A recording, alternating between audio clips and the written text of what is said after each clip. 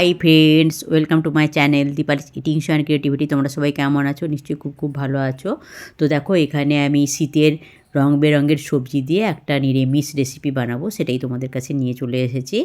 তো দেখো, এখানে আমি কিছু সবজি নিয়ে নিয়েছি, দেখতেই পাচ্ছ, গাজর, বিট, আলু আর ওলকপি। আর আমি নিয়ে নিয়েছি ওখানে একটু আদা স্ক্র্যাপ করে নিয়েছি, টমেটো কুচি করে নিয়েছি আর লঙ্কা কুচি করে নিয়েছি। এবারে আমি সবজিগুলোকে সুন্দর করে একই রকম সাইজে কেটে নিচ্ছি। আর এই সময় বলে রাখি, পুরনো বন্ধুদের অসংখ্য ধন্যবাদ, তোমরা আমার সঙ্গে আছো, এইভাবে সারা জীবন আমার সঙ্গে থেকো, আমিও সারা জীবন তোমাদের সঙ্গে আছি। আর নতুন বন্ধুদের বলছি, যারা আমার চ্যানেলটা ভিজিট করতে আসছো, তারা আমার চ্যানেলটাকে সাবস্ক্রাইব করে থেকে যেও, আর বেল আইকনটা অবশ্যই ক্লিক করে দিও, যাতে আমার ভিডিওগুলো দেওয়ার সঙ্গে সঙ্গে তার নোটিফিকেশান তোমাদের কাছে চলে যায়। তোমরা আমার সঙ্গে থাকো, আমিও সারা জীবন তোমাদের সঙ্গে আছি। আর বলে রাখি, ভিডিওটা অবশ্যই ছোটো হবে, তোমরা কিন্তু স্কিপ করে দেখো না, পুরোটাই দেখো, আর একটা অবশ্যই লাইক দিয়ে দেখা শুরু করো। আর একটা মিষ্টি কমেন্ট করো, কমেন্ট পড়তেও ভালো লাগে, কমেন্ট ধরে ধরে তোমাদের কাছে যেতেও ভালো লাগে। তোমরা আমার সঙ্গে থাকো সারা জীবন, আমিও সারা জীবন তোমাদের সঙ্গে আছি।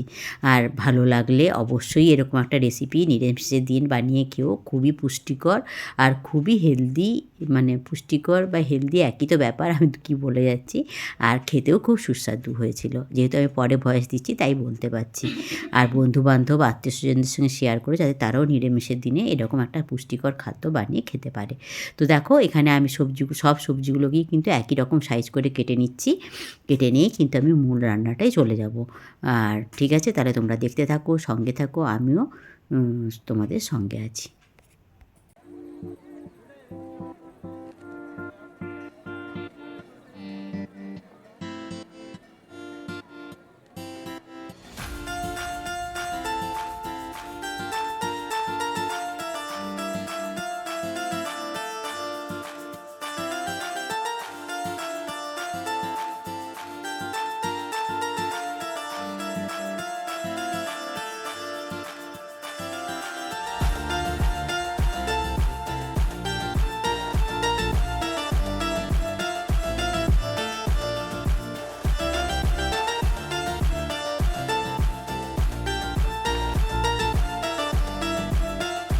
তো দেখো, এবার আমি মূল রান্নায় চলে এসেছি।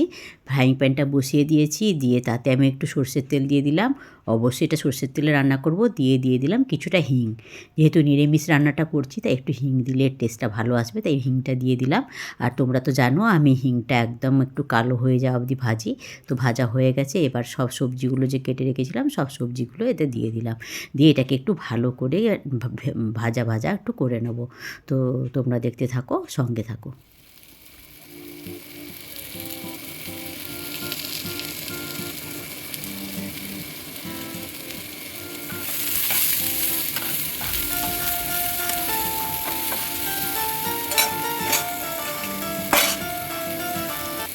দেখো, আমার ওই যে ওগুলো ভাজা হয়ে গেল সবজিগুলো। তো এবারে আমি একটা প্রেসার কুকার বসিয়ে দিয়েছি। তো ওই সবজিগুলো দিয়ে একটু অল্প জল দিয়ে দিলাম, দিয়ে আমি 2টো সিটি মেরে নিয়েছি। তো তারপরে দেখো, আবার ফ্রাইং প্যানটা বসিয়ে দিয়েছি, তাতে আবার সর্ষের তেল দিয়ে দিলাম। বলেছি তো তোমাদের যে সর্ষের তেলে আমি রান্নাটা করব। দিয়ে কিছুটা গোটা জিরে দিয়ে দিলাম ফোড়নে, আর দিয়ে দেব কিছুটা মানে কি বললে ওটাকে, 5 ফোড়ন। তো দিয়ে দিলাম, দিয়ে এই ফোড়নটা দেওয়ার পরে এটাকে আমি একটু ভালো করে নেড়ে ভেজে নিচ্ছি। তারপরে দিয়ে দিলাম 2টো শুকনো লঙ্কা, আমি কেটে দিয়ে দিলাম, দিয়ে এটাকে ভালো করে ভেজে নিচ্ছি।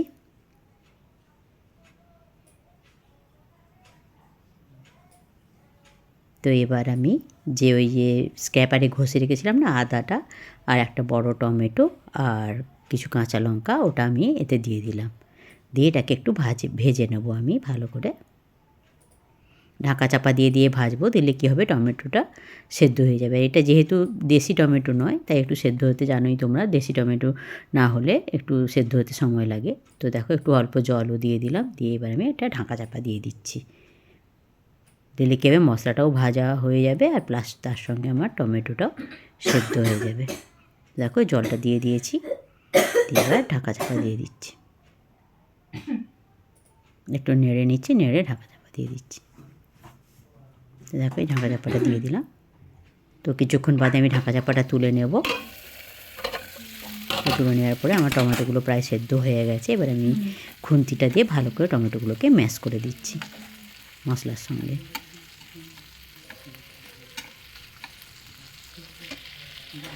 দেখো আমার ম্যাশ করা হয়ে গেছে, আর একটু জল লাগবে, জল দিয়ে দিলাম একটু অল্প করে।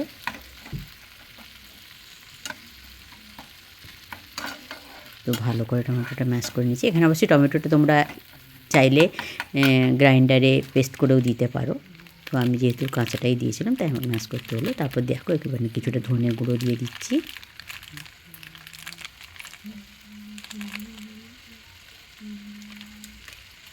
আর দিয়ে দেবো কিছুটা জিরে গুঁড়ো। ধনে গুঁড়ো জিরে গুঁড়োটাও দিয়ে দিলাম, দিয়ে আর একটু দিয়ে দিলাম অল্প চিনি। যেহেতু বিট গাজর সবই একটু মিষ্টি সবজি, তাই বেশি চিনি দেওয়া যাবে না, অল্প একটু চিনি দিলাম।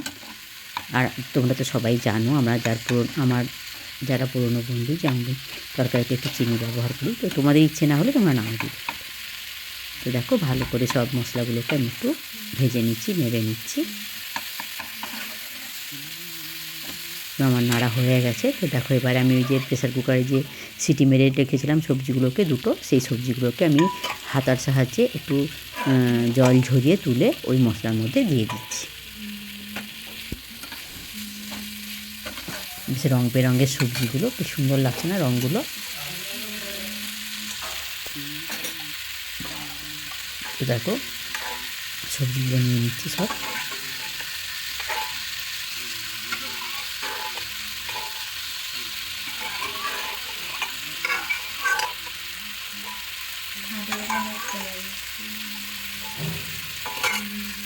তো দেখো সবজিগুলো আমি সব দিয়ে দিয়েছি, এটাকে একটু ভালো করে নেড়ে নিচ্ছি যাতে মশলাটা সবজির সঙ্গে মিশে যায়। একটু ঢাকা চাপা দিয়ে দেবো। তো যেহেতু আমি প্রেসার কুকারে দুটো সিটি মেরে নিয়েছি, তো সবজিগুলো আমার প্রায় 75% সেদ্ধ হয়েই গেছে। দেখো ভালো করে আমি নেড়ে নিচ্ছি।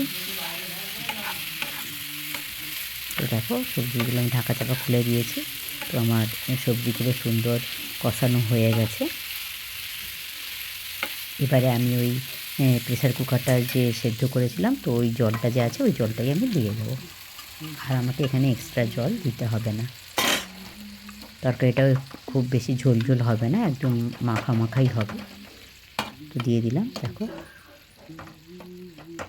সবজিগুলো যে সেদ্ধ হয়ে গেছে তোমাদেরকে খুন্তি দিয়ে একটু চেপে চেপে দেখিয়েও দিলাম।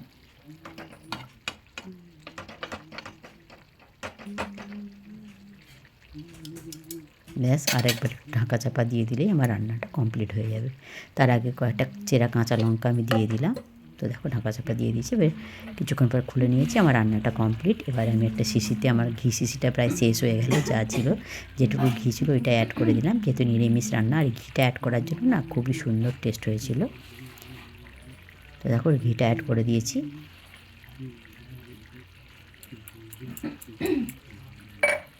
তারপর যেটা শীতকালে না দিলেই নয়, আর যেহেতু সুন্দর একটা কালারফুল রান্না, তাই ধনেপাতা কুচিটাও আমি অ্যাড করে দিলাম।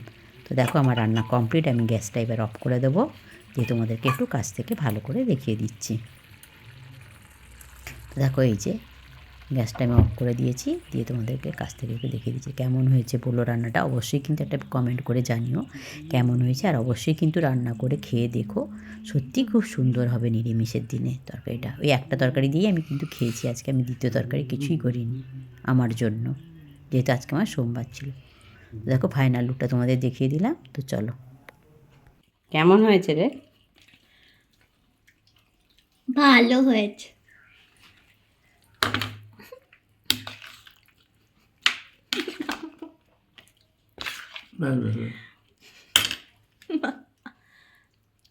ভালো হয়েছে। ভাতের সঙ্গে মাখিয়ে খেতে হয়। তো